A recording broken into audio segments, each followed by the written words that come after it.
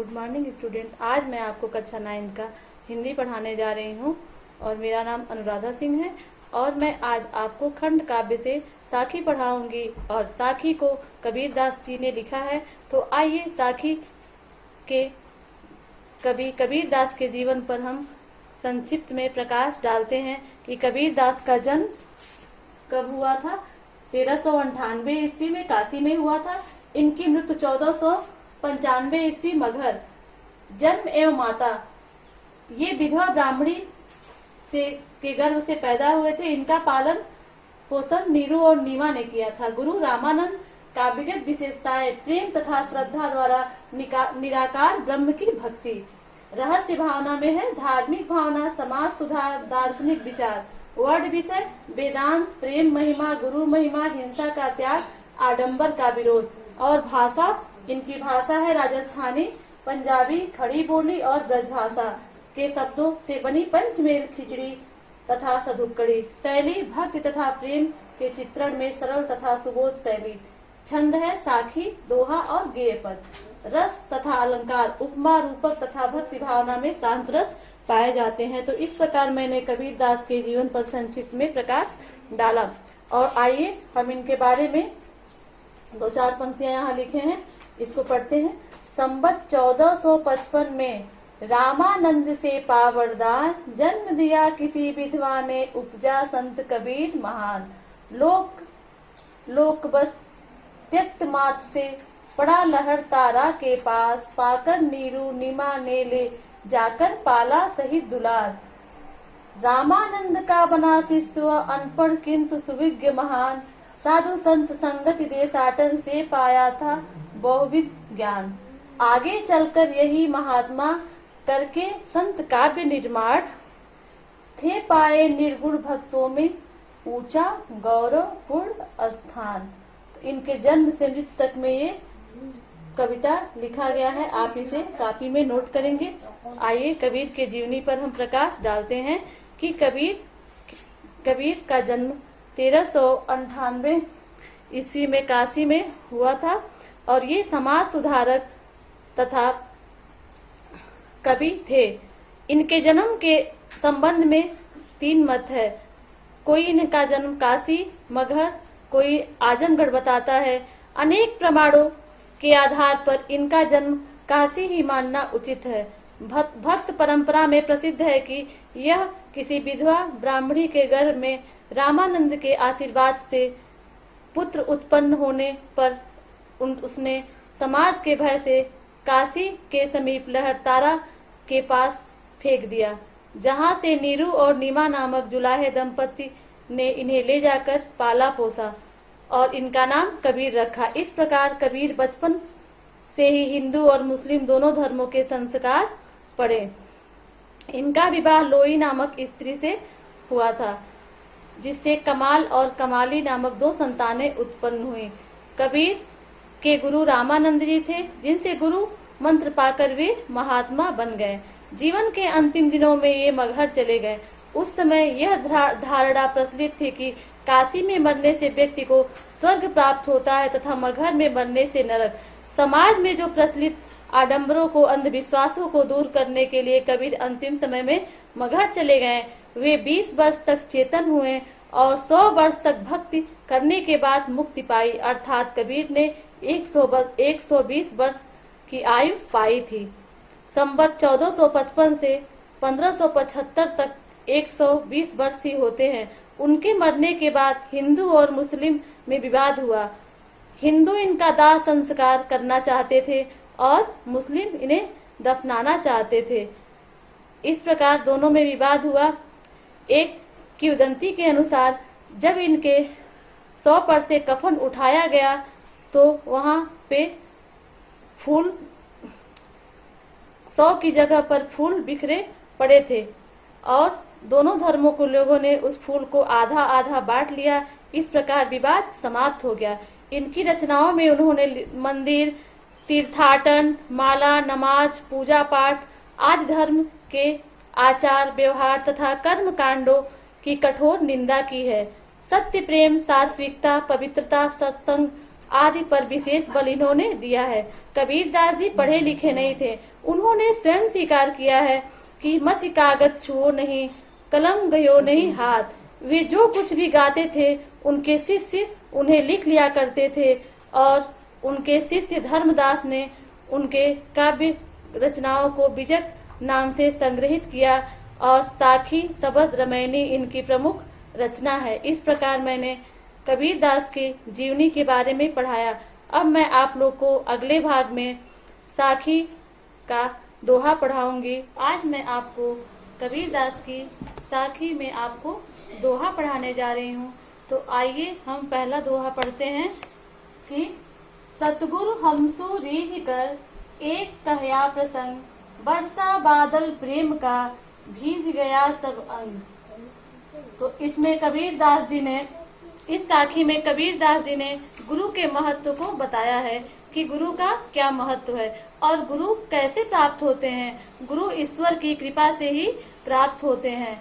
जब ईश्वर की कृपा होती है तो हमें सच्चे गुरु मिलते हैं। इस प्रकार इस दोहा में गुरु के महत्व को बताया गया है कि सतगुरु, सतगुरु मतलब होता है बच्चों सच्चे गुरु।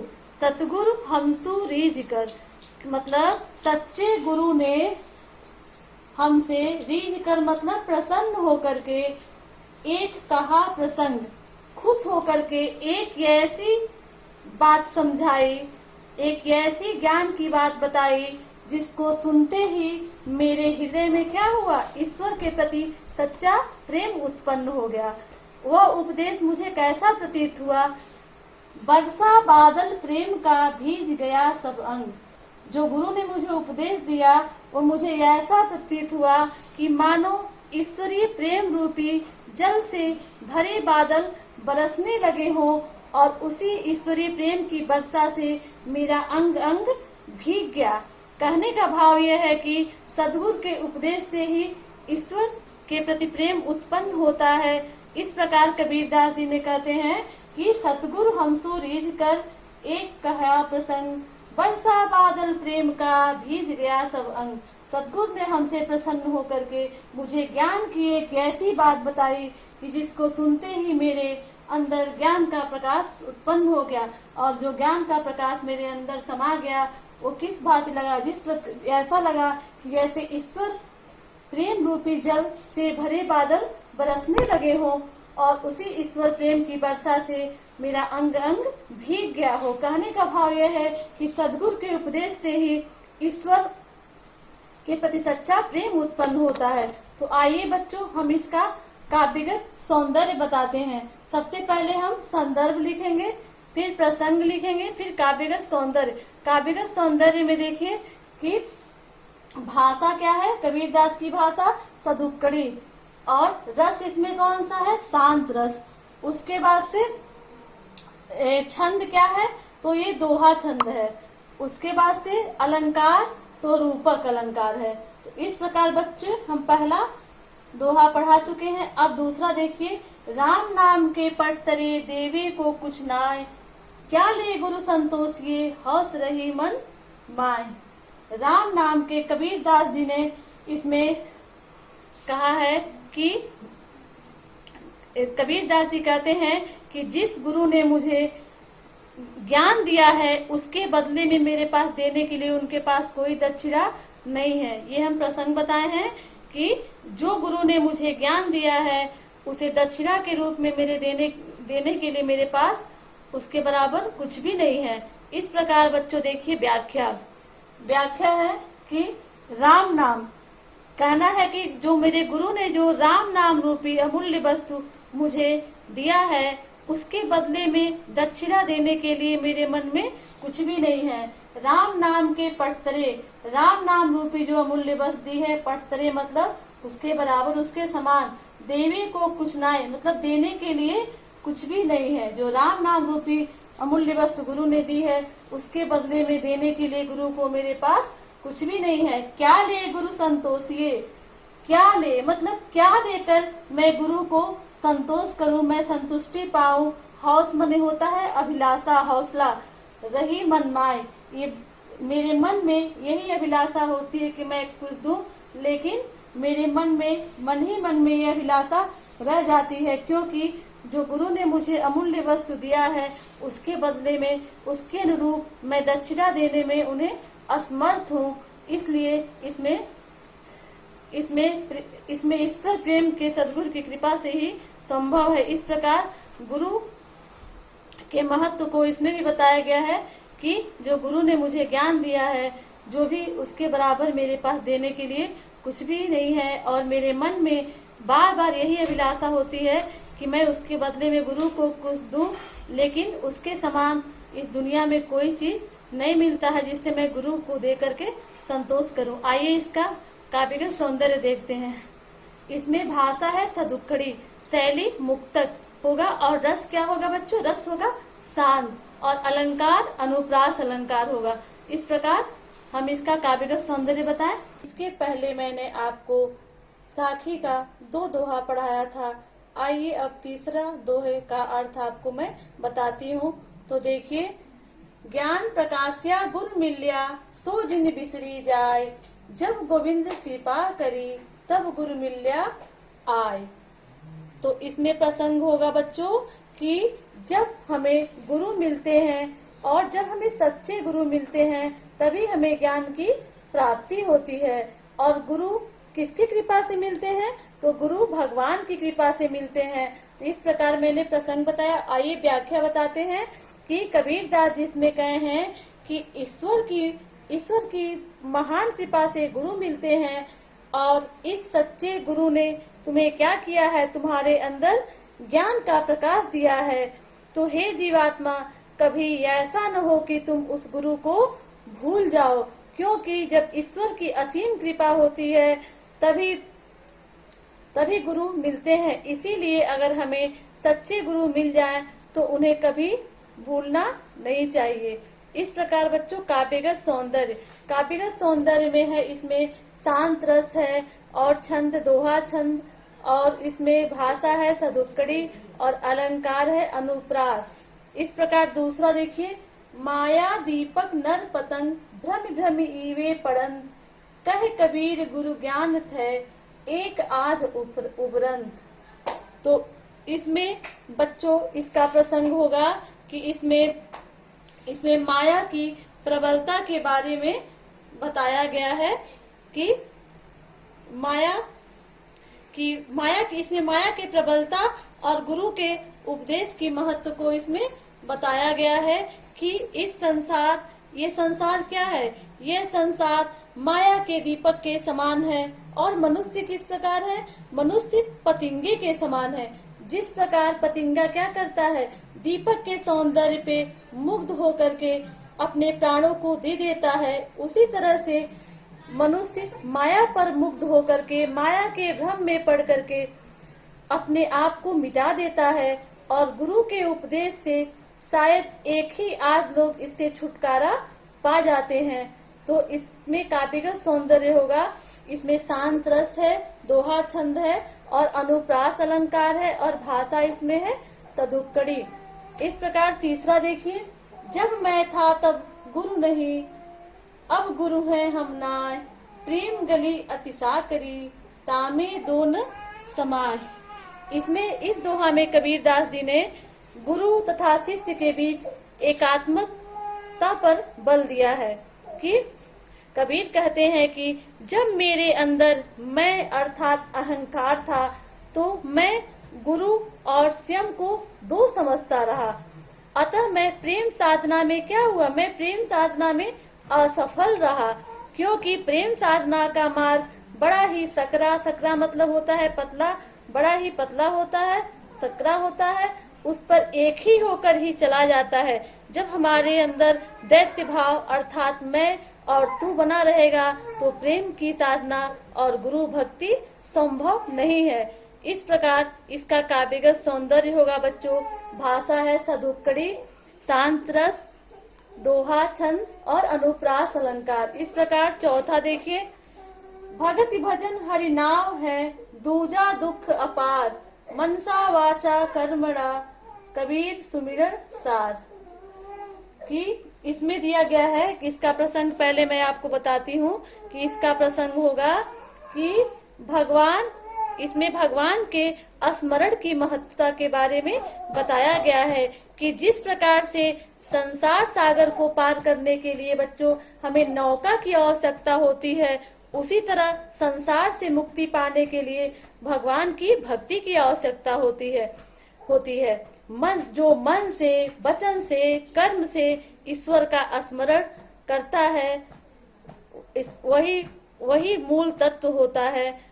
और ईश्वर स्मरण के अतिरिक्त सब कुछ दुख देने वाला है। इसलिए बच्चों कबीरदास जी कहते हैं कि मन से, वचन से और कर्म से ईश्वर का स्मरण करना ही मूल तत्व है। और ईश्वर स्मरण के अतिरिक्त क्या है, सब कुछ दुख देने वाला है। इस प्रकार इसमें ईश्वर के स्मरण की महत्ता को बताया गया है। भक्ति भाव की अनुभूति हुई है इसमें, और इसमें दोहा छंद है और इसमें अनुप्रास अलंकार है। इस प्रकार मैंने साखी का 5 दोहा आप लोग को आज पढ़ाया। आपको 6 दोहा पढ़ा चुका है। आज मैं आपको 7वां दोहा पढ़ाऊंगी। तो आइए देखते हैं कि कबीर चित चमकिया चौदिस लागी लाए, हरि सुमिरन हाथों घड़ा बेगे लेव बुझाए। इसमें भक्ति की महत्ता को बताया गया है कि कबीरदास जी इसमें कहते हैं कि जब ज्ञान का प्रकाश होता है, जब हमारे अंदर ज्ञान का प्रकाश होता है, तब हमें सत्य का आभास होता है। तब हमें ये लगता है कि संसार में चारों तरफ दुखों की आग लगी हुई है। संसार में चारों तरफ क्या हुआ है, दुखों की आग लगी हुई है। लोग दुख के आग में झुलस रहे हैं। कभी संसार के लोगों को भक्ति का संदेश देते हुए कहते हैं कि हे मानव, तुम इस अग्नि में क्यों जलते हो? जब तुम्हारे हाथ में हरि रूपी स्मरण घड़ा है तो इस घड़े से तुम शीघ्रता ही अपने दुखों की अग्नि को शांत कर लो, अथवा तुम्हें अपनी दुखों की अग्नि को शांत कर लेना चाहिए। और भक्ति से ही क्या होता है, भक्ति से ही परमात्मा मिल सकता है। और परमात्मा को पाकर क्या होगा, जब हम परमात्मा को पाएंगे तो हमें दुखों की अग्नि से छुटकारा मिल जाएगा। इस प्रकार बच्चे इसका काव्यगत सौंदर्य होगा, भाषा सधुक्कड़ी, रस शांत, अलंकार होगा अनुप्रास। और सांसारिक दुखों से बचने का एकमात्र उपाय क्या है, हरि की भक्ति। इस प्रकार आइए दूसरा देखते हैं। अनसड़िया झाई पड़ी पंथ निहार निहार, जी भड़िया छाला पड़िया राम पुकार पुकार। इसमें कबीर की भगवान से मिलने की आकुलता प्रकट की गई है कि कबीर की भगवान से मिलने की इसमें व्याकुलता प्रकट की गई है। और वे कहते हैं कि कबीर की आत्मा क्या है, कबीर की आत्मा परमात्मा से मिलने के लिए व्याकुल है, बेचैन है। प्रियतम परमात्मा का रास्ता देखते देखते उनके आंखों में झाई पड़ गई। उनका नाम पुकारते पुकारते उनके जीव में छाले पड़ गए, किंतु उनका मिलन नहीं हो सका। विरह में जीवात्मा क्या कर रही है, कष्ट का अनुभव कर रही है। इस प्रकार इसमें आध्यात्मिक प्रेम का वर्णन किया गया है। आइए इसका काव्यगत सौंदर्य बताते हैं कि इसमें भाषा है सधुक्कड़ी, रस है शांत रस, शैली अलंकारिक और प्रतीकात्मक, और पुकार में पुनरुक्ति प्रकाश अलंकार है। इस प्रकार तीसरा देखिए, झूठे सुख को सुख कहे मानत है मन मोद, जगत चबैना काल का कछ मुख में कछ गोद। झूठे सुख को सुख कहे, संसार के, इसमें कबीरदास जी ने संसार की नश्वरता के बारे में बताया है कि संसार क्या है, संसार नश्वर है। और नश्वरता का वर्णन करते हुए कबीर ने मनुष्य को क्या कहा है कि मनुष्य को ईश्वर की भक्ति करने का उपदेश दिया है। और कबीर कहते हैं कि अज्ञानी मनुष्य संसार के सुखों को, जो मिथ्या है, दुखदाई है, उसे सच्चा सुख समझ करके अपने मन में प्रसन्न होते हैं। ये भूल जाते हैं कि ये सारा संसार क्या है, काल के चबैने चना आदि के समान है, जिसमें से कुछ उसके मुख में जा चुका है और कुछ बाकी है। इस प्रकार जब कोई भी चबैना डाल दिया आता है तो एक एक करके लोग चबाए आते हैं और एक बार आता है समय सारा गोद खाली हो जाता है। इस प्रकार एक एक दिन क्या हो रहा है, एक एक दिन बीतता जा रहा है और हम मृत्यु के नजदीक पहुंचते जा रहे हैं। इसी प्रकार कबीरदास जी कहते हैं कि आप लोग झूठे सुख को सुख मत समझिए, जो भी आपके पास समय है वो ईश्वर भक्ति करिए और सांसारिक नश्वर संसार से आप मुक्ति पाइए। इसमें गुरु के लिए अहंकार, आगे देखिए, जब मैं था तब हरि नहीं, अब हरि है मैं ना, सब अंधियारा मिट गया, जब दीपक देखा माय। इसमें गुरु भक्ति के लिए अहंकार रहित होने की आवश्यकता पर प्रकाश डाला गया है कि जब हमारे अंदर अहंकार समाप्त होगा तभी हमें गुरु की प्राप्ति होगी। कबीरदास जी कहते हैं कि हमारे हृदय में गुरु की महिमा की अनुभूति तब तक नहीं हो सकती, तब तक नहीं जाग सकती, जब तक कि हम अपने अहंकार को हृदय से दूर नहीं करते। हमें अपने अहंकार को हृदय से दूर करना चाहिए। वे कहते हैं कि कबीरदास कि हृदय में अगर अहंकार हो गया है तो गुरु की महिमा नहीं रह सकती। जब गुरु की महिमा का अनुभव होगा तो अहंकार नहीं रह सकता। प्रेम का मार्ग इतना सकरा होता है कि इसमें अहंकार और गुरु की महिमा दोनों एक साथ नहीं रह सकते, केवल एक ही रह सकता है। दोनों साथ साथ हृदय में उसी प्रकार नहीं रह सकते जिस प्रकार कम चौड़ी गली में दो व्यक्ति एक साथ नहीं निकल सकते। इस प्रकार काव्यगत सौंदर्य बताते हैं कि इसमें साधक के लिए अहंकार रहित होने के लिए बताया है। शैली उपदेशात्मक और भाषा क्या है, बोल चाल की प्रचलित भाषा, और इसमें अलंकार है रूपक।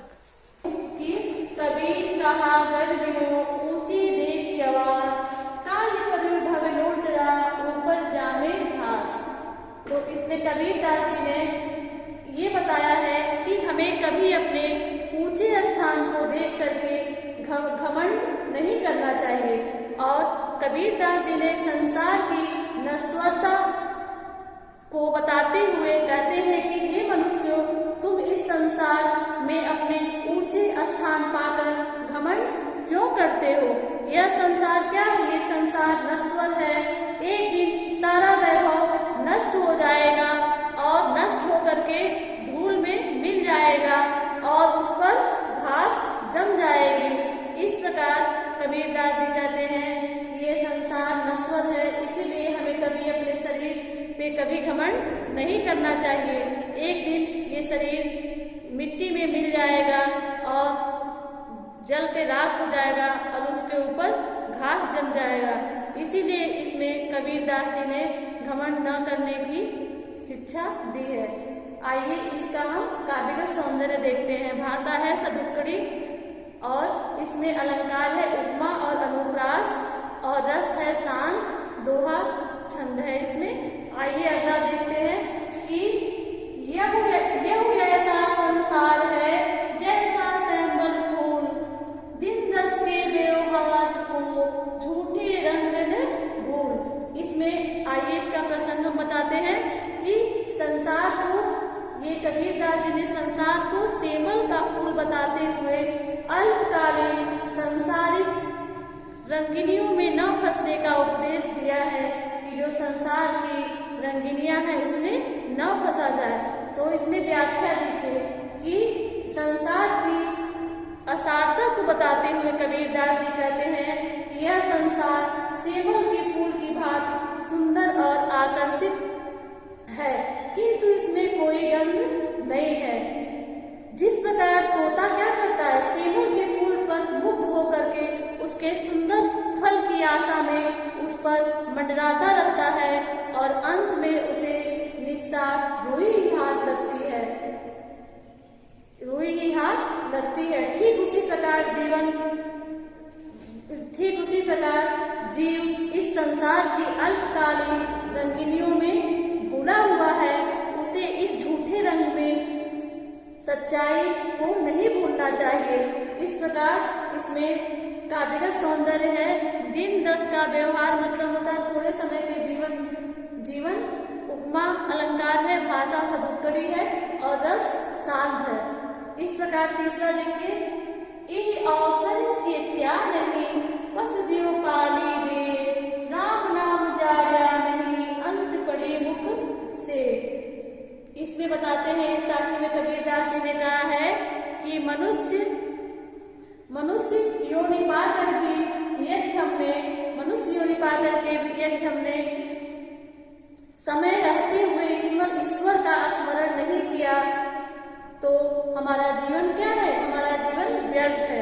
इसलिए जो भी समय है उसमें हमें ईश्वर का स्मरण करना नहीं भूलना चाहिए। आइए इसका हम व्याख्या बताते हैं कि इसमें कहते हैं कबीरदास जी, हे जीव, यदि तुम मनुष्य योनि में पैदा हुए हो, कहते हैं मनुष्यों से कि अगर आप मनुष्य योनि में पैदा हुए हैं तो इस बड़े सौभाग्य की बात है। मनुष्य का जीवन बड़े सौभाग्य से मिलता है। इतना अच्छा अवसर पा करके भी, इतना बढ़िया मौका पा करके भी अगर तुम सजग नहीं हुए, तो अगर राम नाम का स्मरण नहीं करते हो तो तुम केवल पशु की भांति अपने शरीर का पालन पोषण कर रहे हो। यह समझ लो, यदि समय रहते तुमने राम नाम का स्मरण नहीं किया तो लास्ट में तुम्हारे मुख में क्या जाएगा, बस शेष मने होता है राख। मरते समय आपके मुख में केवल राख ही जाएगा। इसलिए समय रहते हुए हमें ईश्वर की आराधना करने का प्रेरणा कबीरदास जी ने दिया है। इसमें शांत रस है, दोहा छंद है और भाषा सधुक्कड़ी है। इस प्रकार आइए हम देखते हैं अगला। यह तन काचा कुंभ है, लिया फिरे था साथ, धक्का लागे फूट गया कछुन आया हाथ। इसमें कबीरदास जी ने बताया है कि संसार की नश्वरता, कि ये शरीर क्या है, ये कभी भी नष्ट हो सकता है, ये नश्वर है। वे कहते हैं कि जो हमारा शरीर है वो मिट्टी के घड़े के समान है। और यह शरीर कैसे है, कच्चे मिट्टी के घड़े के समान है, जिसे तुम अहंकार के साथ इसको अपने साथ लिए फिरे घूमते हो। किंतु एक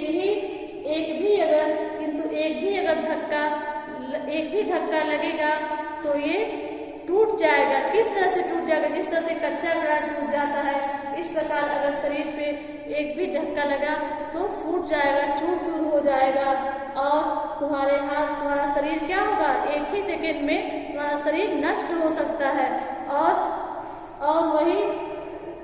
वह फिर दोबारा नहीं मिलेगा। किस बात नहीं मिलेगा कि यह तन काचा कुंभ है, लिया फिरे था साथ। यह तन कच्चे घड़े के समान है जिसे अपने साथ लिए फिरे घूमते हैं। और धक्का लागे फूट गया कछुन आया हाथ। और एक ही धक्के में कच्चा घड़ा जिस तरह से फूट जाता है, उसी तरह से हमारा जो शरीर है वे थोड़े से धक्के में खत्म हो जाएगा और हमारे हाथ में कुछ नहीं आएगा। इसलिए इसमें भी ईश्वर भक्ति की आराधना करने के लिए बताया गया है। अगला देखिए, कबीर कहा गर्मियों देखी सुरंग, बिछड़िया में मोह नहीं ज्यों का चली भुवंग। इसमें शरीर के प्रति मोह को सब दर्शाया गया है कि सबको अपने शरीर के प्रति मोह होता है। और कबीर ने इस मोह के प्रति मनुष्यों को सावधान किया है कि कभी हमको अपने शरीर पे मोह नहीं करना चाहिए। कबीर कहते हैं कि तुम अपने शरीर की सुंदरता पर इतना घमंड करते हो, तुम्हारा यह घमंड क्या है, बेकार है, व्यर्थ है। तुम्हें इस शरीर पर कभी घमंड नहीं करना चाहिए। मरने के बाद ठीक उसी प्रकार ये तुम्हें नहीं मिलेगा जिस प्रकार केचुल को एक बार छोड़ देने के पश्चात सर्प उसे पुनः धारण नहीं करता, वो सर्प को पुनः प्राप्त नहीं होता, वह उसके लिए क्या होता है, उसके लिए निरर्थक हो जाता है। इस प्रकार हमें कभी अपनी सुंदरता, अपने अपने शरीर की सुंदरता पर घमंड नहीं करना चाहिए।